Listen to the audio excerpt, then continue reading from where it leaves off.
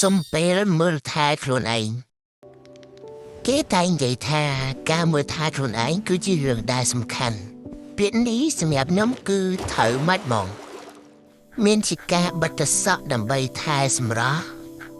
ហើយអត់ធូបក៏អបដើម្បីឲ្យមានអារម្មណ៍កាន់តែស្ងប់ស្ងាត់ហាក់ដូចជាកំពុងតែនៅក្នុងធម្មជាតិថ្មជីវិតឡើងសើតត្រាំក្នុងទឹកក្តៅអ៊ុនៗដែលមានក្លិនក្រអូបជាមួយនឹងកូនទាសម្រាប់ចិត្ត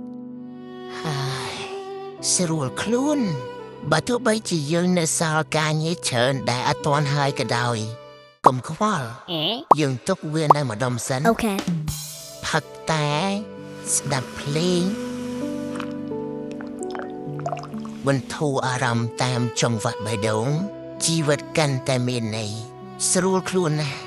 ស្រស់ស្រាយតែម្ដងតែប៉ុណ្ណេះធ្វើអីក៏ចាញ់ដែរ